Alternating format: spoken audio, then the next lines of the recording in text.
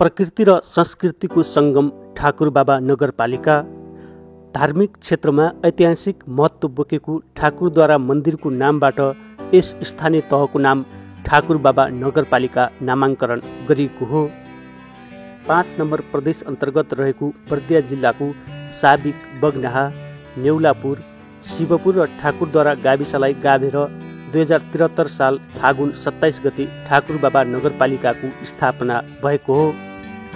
यस नगरपालिकालाई भौगोलिक सिमाना, भौतिक पूर्वाधार तथा सामाजिक मूल्य मान्यताको आधारमा 9 वटा वडामा विभाजन गरिएको छ।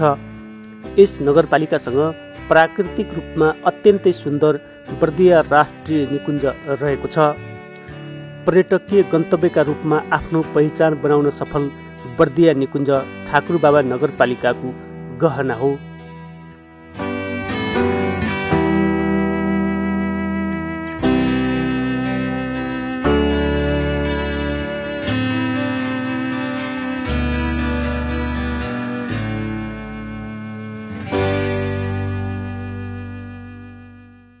यो निकुञ्ज प्रवेश गर्ने सडकमा पर्ने औराई खोला। यस खोलामा पुल नहुँदा वर्षातमा खोलामा आउने भेलले घण्टौँसम्म पर्यटकहरू सडक किनारामै बस्नुपर्ने बाध्यता थियो। यस खोलामा पुल बनेपछि अहिले उक्त बाध्यता टरेको छ।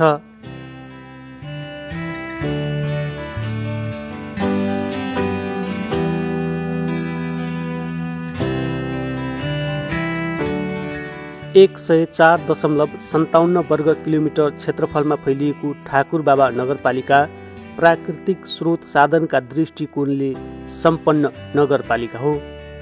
10,667 घरधुरी रहेको यस नगरपालिकामा 55,814 जनसङ्ख्या रहेको छ।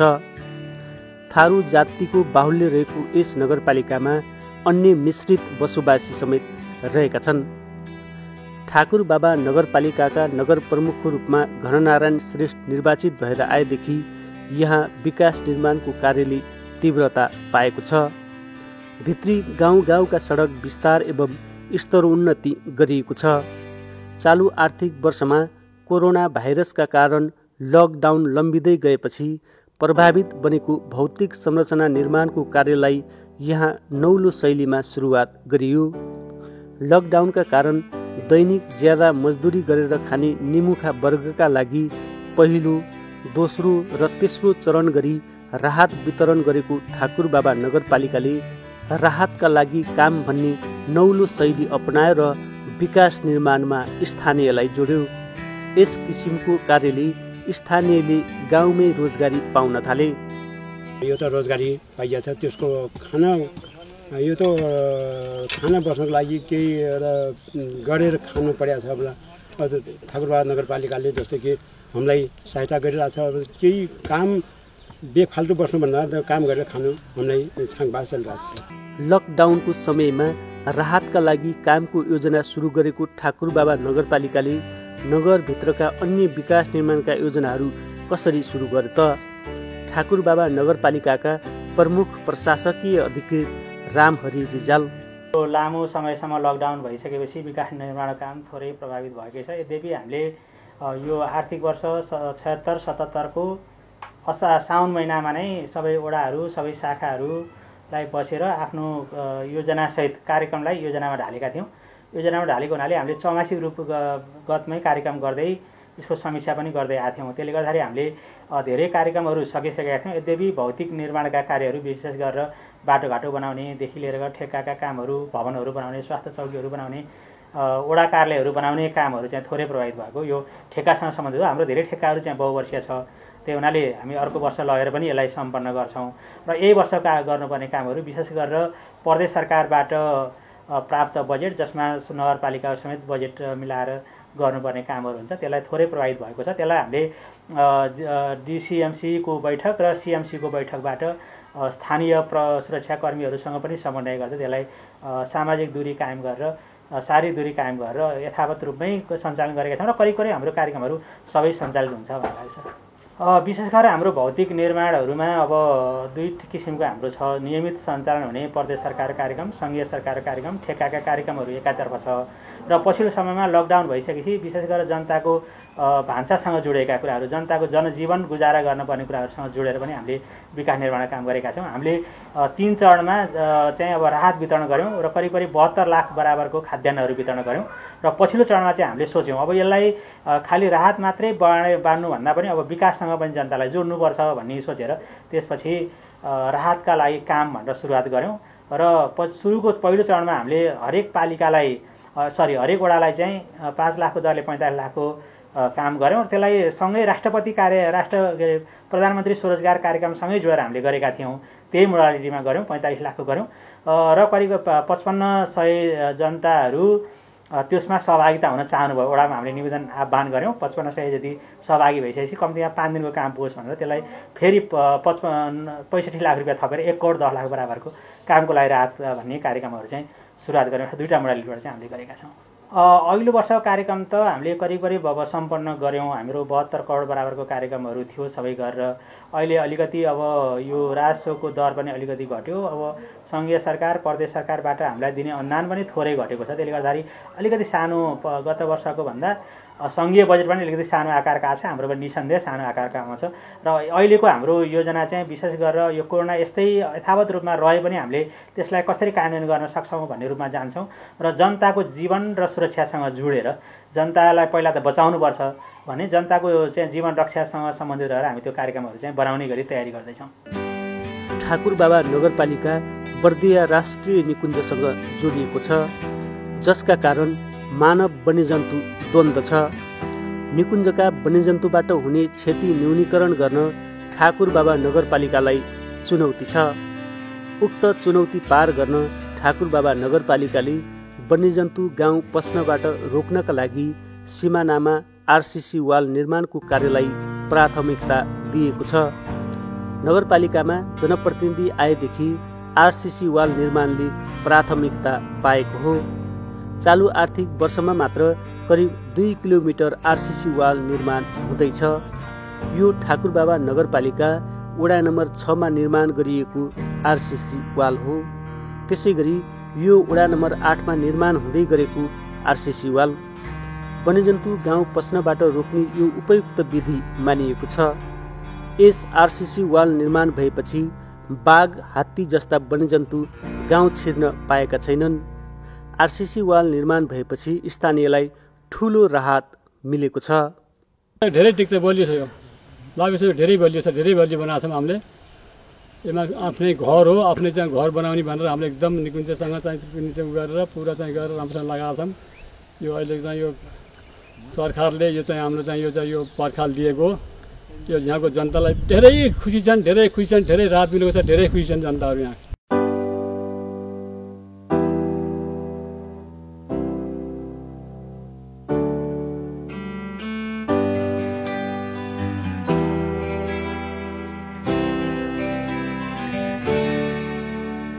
यो 6 मिटर जति हाइट छ, सायद जङ्गल जनावर नियन्त्रण हुन्छ भन्ने हेतुले बनाइयो। तर कदम कता कस्तो हुँदो रहेछ भने त्यो आफू आवेगमा आउँदा अथवा उसको बेगमा आउँदा उसले कहीँ ठाउँ अग्लो पायो भने त्यसले चाहिँ नाग्दो रहेछ।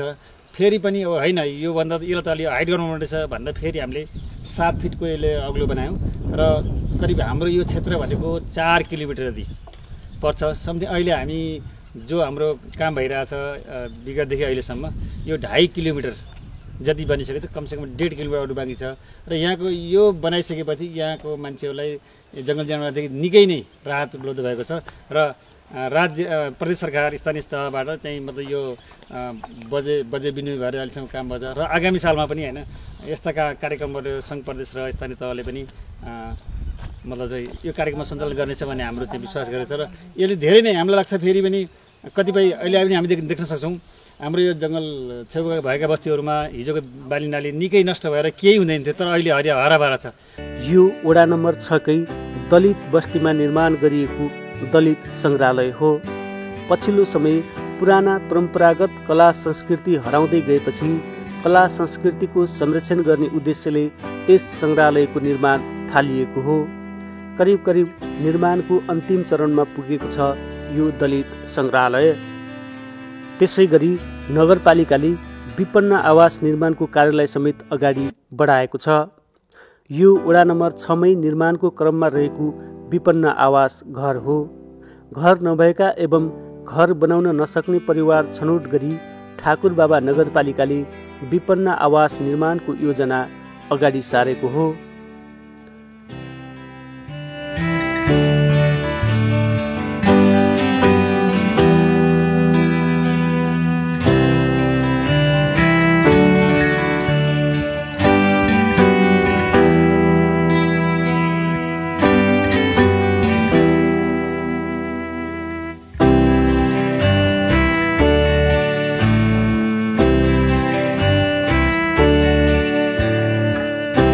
शिक्षाको क्षेत्रमा समेत त्यत्तिकै लगानी छ ठाकुरबाबा नगरपालिकामा। विद्यालयमा कक्षा कोठाको अभाव हुन नदिन ठाकुरबाबा नगरपालिकाले विद्यालयहरूमा कक्षा कोठा निर्माण गरेको छ भने विद्यालयलाई व्यवस्थित गर्न पर्खाल समेत निर्माण गरेको छ। त्यसै गरी गाउँका कुना कुनामा स्वास्थ्य चौकी भवन समेत निर्माण गरिएको छ। यो वडा नम्बर 7मा निर्माण सम्पन्न भएको स्वास्थ्य चौकी हो। त्यसै गरी यो वडा नम्बर 5मा निर्माण गरिएको अर्को स्वास्थ्य भवन हो। स्वास्थ्य चौकी भवनहरू एउटै डिजाइनमा निर्माण गरिएका छन्।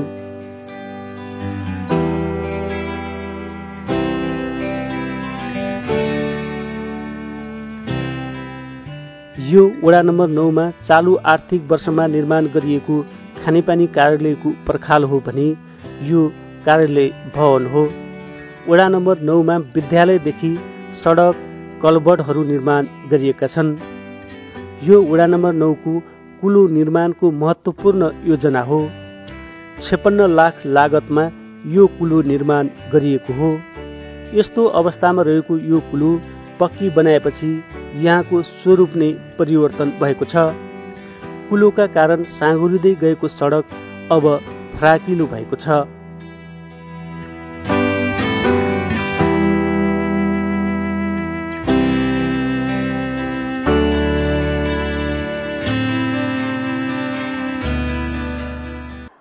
चालु आर्थिक 76-77 को स्वीकृत योजना हामीले हाम्रो वडामा आएको बजेट 77,10,000 हो। त्यसमा पनि हामी 2 किसिमको योजनाहरू छनौट गरेका थियौँ, साना र ठुला गरेर। सानामा हामीले 10 लाखभन्दा माथिकालाई ठुला भनेर 10 लाखभन्दा माथिकालाई 10 लाखसम्मको योजनालाई ठुलामा मानेका थियौँ भनेपछि 5 देखि 3 सम्मकोलाई साना योजना मानेर छुट्याएका थियौँ। त्यसरी अहिले हाम्रो वडाको योजनाहरू हामी चाहिँ कार्ययोजना बनाएर वैशाख मसान्तभित्रमा सकिने यस वर्षको योजना समयमै सकिने भनेर कार्ययोजना अनुसार अगाडि बढिरहेका थियौँ। अब अहिले विश्वव्यापी रूपमा कोरोना भाइरसको कारणले हाम्रो यहाँ चाहिँ वैशाख मसान्तमा नसकेर हाम्रो यो जेठ मसान्तसम्ममा हामी योजना सक्ने लक्ष्य लिएर हामी अगाडि बढिरहेका छौँ। उता कोरोना भाइरसको जोखिम पनि छ। जोखिममा पनि अब योजनाहरू पनि सम्पन्न गर्नुपर्ने अवस्था छ। त्यसकारण काम चाहिँ रोकेको छैन, योजना चाहिँ हाम्रो भइराखेको छ। कस्ता कस्ता योजना छन्? हाम्रो भौतिक पूर्वाधारमा अब एउटा विद्यालयको भवन बन्दैछ 9 नम्बरमा। हामीले त्यहाँ विद्यालयको नेराआबी ठाकुरद्वारा को यसै वर्ष हामी मावि चलाउँदैछौँ। त्यसमा चाहिँ अब पर्खाल भनेर छुट्याएका थियौँ, त्यसलाई संशोधन गरेर अहिले भवन निर्माण गरेर हामी चाहिँ सटर बनाउँदैछौँ। हजुर, विद्यालयसँग जोडिएको छ। र अब के अरे बाटो अनि कलभटहरू हाम्रो सम्पन्न भइसकेको छ। धार्मिक पर्यटकीय क्षेत्र ठाकुरद्वारा मन्दिरको नामबाट नामाङ्करण भएको यस ठाकुरबाबा नगरपालिकाले मठ मन्दिर निर्माणमा समेत बजेट विनियोजन गरेको छ। निकुञ्जको मुख्यालय नजिक रहेको यो कृष्ण प्रणामी मन्दिर जीर्ण हुँदै गएपछि उक्त स्थानमा नगरपालिकाले मन्दिर निर्माण गर्दैछ। यो पूर्व पश्चिम राजमार्गबाट दक्षिण टोल जोड्ने सडक हो। नगरपालिकाले यो सडक विस्तार एवं स्तरोन्नति गर्दैछ। ग्राभेल गर्ने अन्तिम चरणमा रहेका छन् यी 2वटा सडक। त्यसै गरी ठाकुरबाबा नगरपालिकाले नगरको नयाँ भवन निर्माण गरेको छ। उक्त भवनको चालु आर्थिक वर्षमा पर्खाल निर्माण सम्पन्न भइसकेको छ। ठाकुरबाबा नगरपालिकाको चालु आर्थिक वर्षको महत्त्वपूर्ण योजना हो रामदास मार्ग। ठाकुरबाबा नगरपालिकाको वडा नम्बर 3 र 4 मा पर्ने रामदास मार्ग कालोपत्री गर्ने योजनाको सडक हो। यो सडकले पूर्व पश्चिम राजमार्गको सैनवार चेकपोस्टदेखि हुलाकी सडक जोड्नेछ। करिब 3 किलोमिटर कालोपत्री गर्ने गरी 2 करोड 69 लाखको लागतमा सडक निर्माणको कार्यलाई अगाडि बढाइएको छ।